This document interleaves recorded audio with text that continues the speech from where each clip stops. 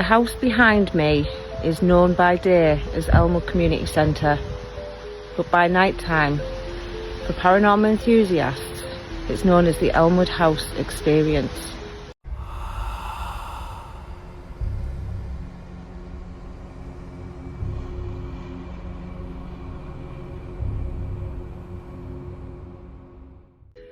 The first ever homeowners to own this building was a Mr. Lewis and Alice Dodshon. Lewis was head of one of Stockton's largest wholesale grocery warehouses.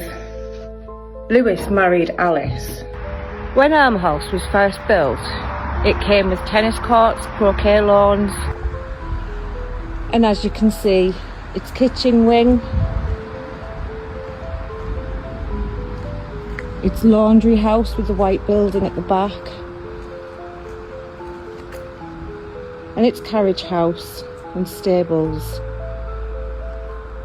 are still intact to this day. So one of the things about the first owners is Lewis actually donated a drinking fountain, which was named after his father, which is in Stockton High Street. It was originally placed in Ropner Park, which is a park just down the road from here in Hartburn, and it's since been moved to Stockton High Street. That was donated in memory of his father, who passed away. Sadly, when Alice was aged 33, she passed away. What we didn't realise at the time was she actually passed away. She passed away and took her last breath in this house. Now, as you can see on here, on the 8th of February 1881, Alice Gertrude Dodshon lost her life in Elmwood in Hartburn. She was 33, the wife of Lewis Dodshon, and she had morbus hepatitis. You can also see here that her sister was actually with her. Her sister was named Eliza, and her sister was actually here with her when she took her last breath. So I've got the paper clip in here of where Lewis Dodshon had put in the paper about her funeral details.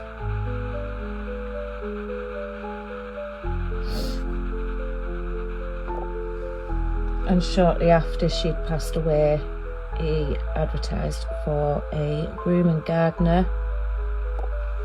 Now, on the 1881 census, it shows that Lewis was a widow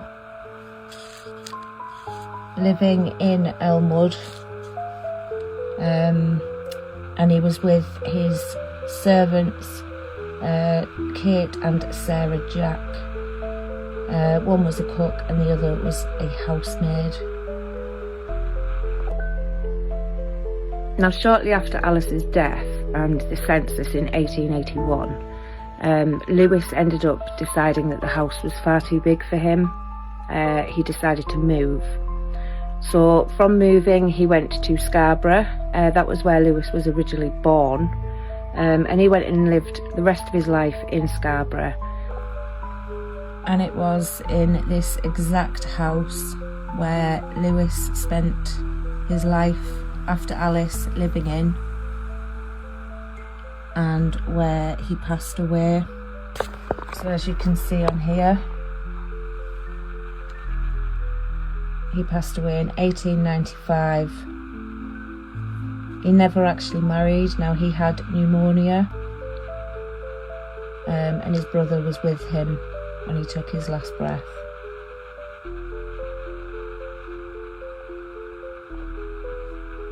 What the really nice thing is that while we were doing all of this history on every single family who've lived in this building, when we came to doing the first ever owners, which was Lewis and Alice Dodshon, when we found out about Lewis and Alice, obviously she passed away in this house. When we found out about Lewis, we actually tracked down the grave. Myself and Chris go on a regular basis. That is just because we like to pay our respects. You know, it's a way of connecting with them. We can pay the respects to them. After Alice died, their family tree never branched out anymore. That was the end of the line for the family tree for both of them. So we like to try and connect with them. We like to try and keep the memory alive. And we actually go and visit their graveside and lay flowers out of respect quite often, which is really, really nice for us to both be able to do. And this is where me and Chris went to visit the graveside. We lay flowers often, and you can see that Alice, the wife of Lewis, she was 33, is actually with Alice in the same plot. So it was really quite touching to find out when we found Alice's grave that Lewis actually, after all those years, wanted to be based back with Alice. Like I said, he never remarried again. So it was really quite touching to find that out. So what we can tell you about Alice and Lewis is we do know that they actually reported in the paper in 1874 their dog called Tiny went missing.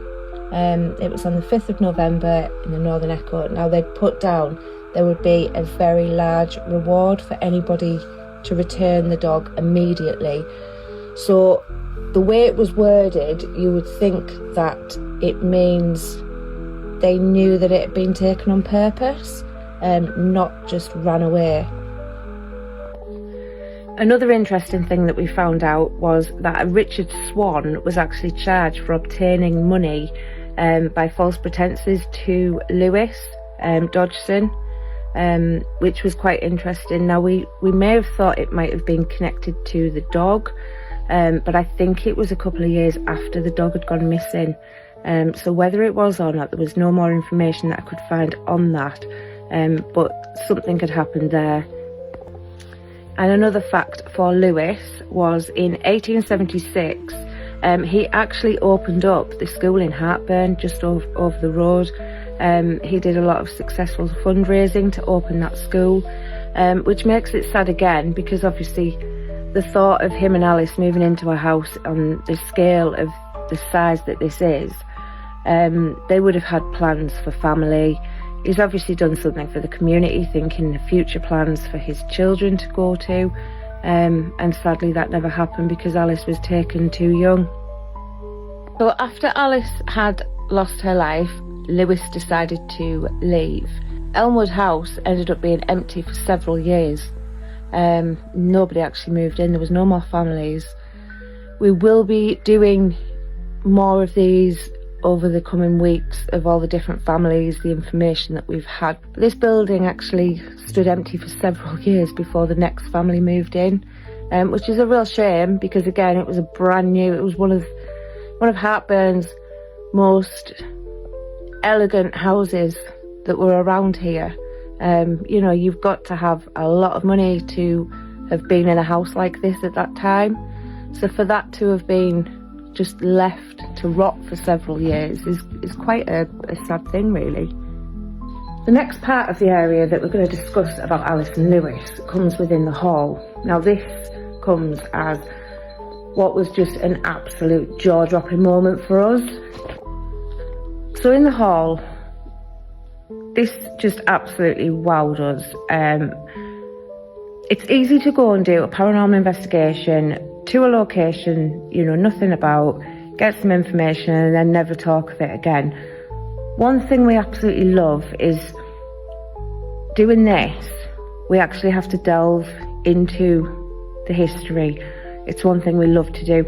We like to try and connect with the energy that is left behind in here. But this is just a jaw-dropping moment for us when we found this out. So, back a couple of years ago, before we actually did Elmwood House Experience, before we private hired, we actually did a competition. And what the competition was for one lucky winner to do an X's method in this hall, all on their own. Oh, thank you. Came from up there. All on their own, doing an X's method while I was upstairs in one of the rooms that we'd purchased, which when we first originally started with the rooms upstairs, it was actually a shop. I was upstairs and I did a split screen on Facebook Live. I was upstairs asking the questions, and the winner was downstairs in here, blindfolded, hooked up to the spirit box, and the live was running here, so it was a split screen. Now he kept on saying, I'm getting the number 33. What's the number 33 got to do with this? He didn't understand. It wasn't making any sense. It made sense to none of us. We had no idea what 33 meant.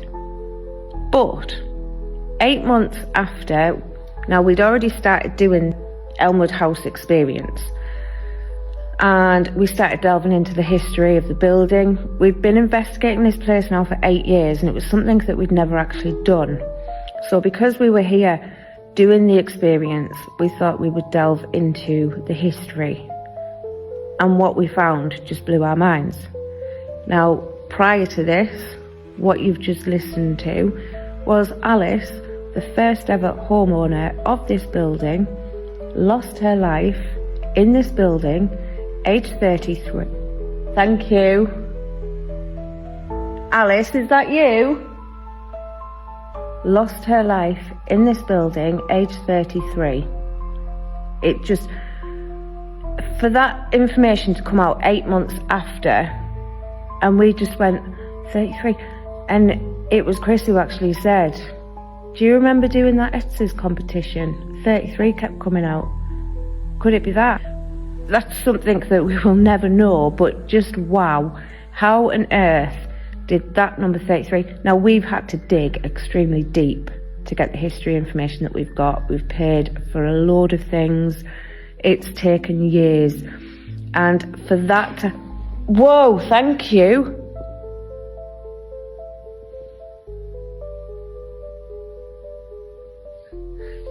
I'm actually pleased I've got the lights on at the minute. Can you do it again?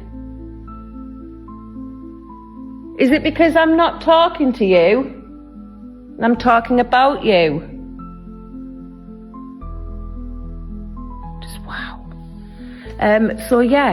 So that absolutely blew our minds, the fact that had happened. To get that, and then 8 months later find out that she lost her life in this building, only 33, just wow.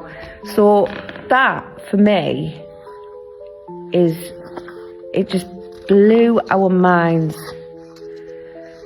So obviously I've shown you the death certificate. It was only after we'd purchased the death certificate, because we were trying to look at how people had died, find out a little bit more, because we like to immerse ourselves in the history. It's not just about coming in here and doing a ghost hunt or a paranormal investigation. We love to kind of immerse ourselves in the history, try and relate to the building.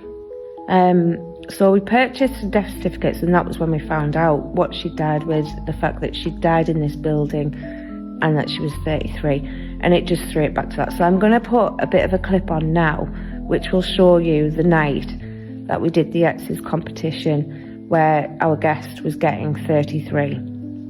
So take a look at this. You are? 33. Something with me now. Spirit, if you're with Rob now, please can you tell him your name? Rob. And just touch his head for me. Make him feel you. Let him know you're around. Make him feel you. Someone's tapped me on the shoulder. Brilliant. Thank you, Spirit. Come on, get freaky. Yes. 33 again. Why is it beyond? So what do you reckon? Was that Alice that night trying to communicate with us? Or is it just pure coincidence? No one knows the answer to that. But everyone's got their own thoughts, everyone's got their own opinions. I know what I believe. I know what other people believe. What do you think? Was it Alice? So going on from the Dodshon family, in this building, over the 8 years, I can't really say that we've ever communicated with Lewis. He's not someone that I find has ever really come forward, to be fair. His name's come out, but it's never been when we've been trying to communicate with him. It's been if we've been talking about him or we've been communicating with somebody else and his name's come out. What I do find interesting is Alice. Her name will continuously come out on the spirit box if you're talking to her. She will come out in the spirit box. We feel like if people come in to the building and they're feeling quite scared, or if there's another spirit coming forward who's making himself known, we find that she tends to come forward as well for a bit of comfort. We've put Alice down as being a really nice, caring woman over the time that we've been doing this. We have reason to believe, just through our own beliefs and through the 8 years of investigating this building, that Alice doesn't actually stay in this building 24/7. She comes and goes as she pleases. And the reason we believe that is because she's not always coming forward. When she does, it's absolutely brilliant. But thank you. Can you do that again? Make it a little bit louder.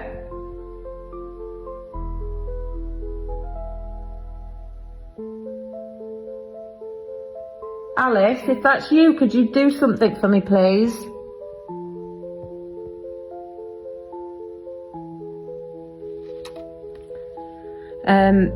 So what we believe is Alice comes here because she's looking for my Louis, and it's really sad. I don't think she's actually found him. I don't think they've been together, but I think she still goes looking for him from what we can gather. We have had, and it was shortly after, and it was on a Facebook Live, we have actually had Martha, Alice's mother, come forward before, and we've communicated with her as well.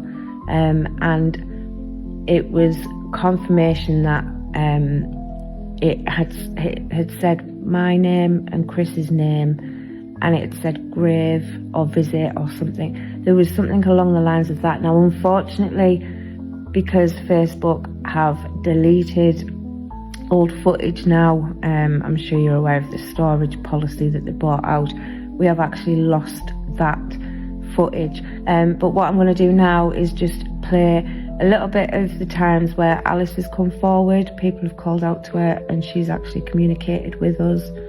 So take a look at this. Oh my God, you've just said that and I literally... I said, Alison. What, stinks? Something was right in front of me. He is. Alice, if you're here, can you just confirm by telling us your name?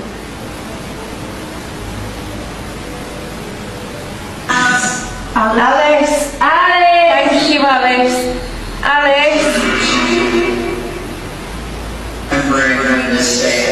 Do you have a message for us? You only come forward when we need you.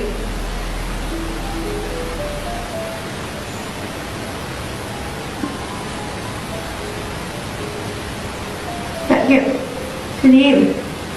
Why I get So obviously one thing we have made clear is that Alice is definitely an intelligent spirit. She does come forward, she does communicate with us, and she is intelligent. But we also, like I said, she doesn't reside in this building 24/7. We think she comes and goes as she pleases. So Elmwood House is now a thriving community centre called the Elmwood Community Centre, based in Stockton-on-Tees. And by night, it's the Elmwood House Experience, which is located upstairs within this building.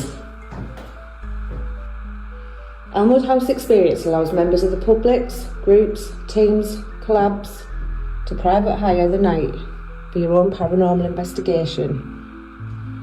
It's a popular choice for small and big name teams to come in and record their own social media platforms. So we lock off cameras in our experience room for the night when the building is empty, place off equipment in various areas. We change them. We run the camera for the full night. The building's empty, and we do it in the hope to capture some paranormal activity or something unexplained. So please subscribe to our channel, it's absolutely free. Hit the thumbs up if you've enjoyed it. There will be more videos like this about the history of the families individually. We get a lot of people asking about the history of the house, history of the families. We will be doing about the hauntings here as well, and giving a bit more information so that you've all got a bit more of an understanding for those that haven't been here yet. Don't forget, you can become a member and support our channel for $1.99 a month, where you'll get exclusive access before it goes out to public. So we really appreciate those. You'll get behind the scenes, you'll get to see things first. You're supporting the channel, everything comes back into the channel. We've got some massive changes coming to our experience rooms in 2026. Right, spirits of Elmwood. Oh, thank you. I've been hearing you in this room when I was recording earlier. The lights weren't even out.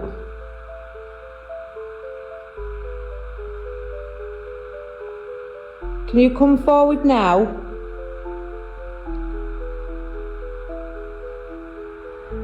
I'm completely in this room on my own. I'm in the building completely on my own. Come forward.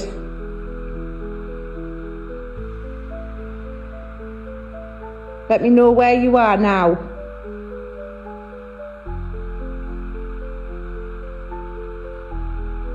Alice?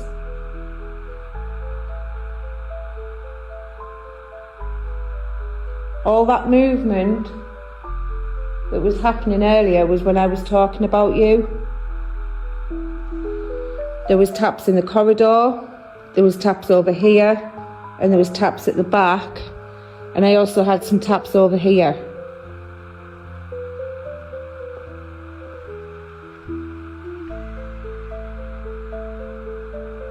Can you do it again, please?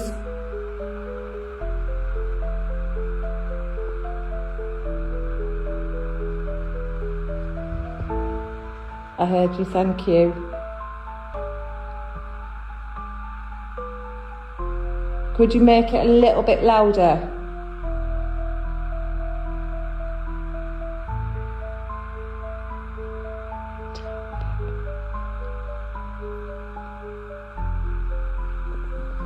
Tell me your name.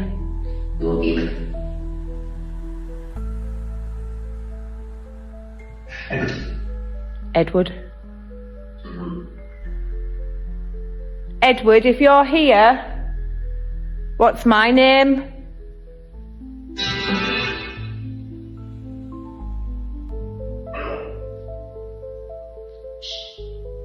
I've just been shushed. An asshole. I'm an asshole. Just said I'm an asshole. Who's called me an asshole?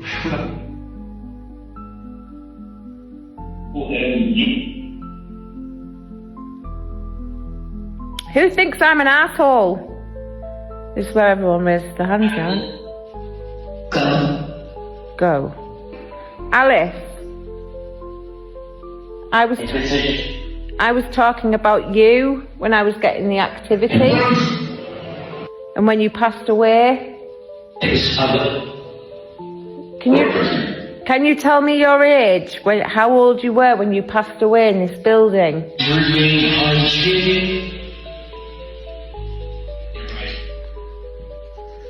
How old? Strengthen it. How old were you? 30. That said 30. So, on that note, thank you for watching, and I will see you next time. Bye.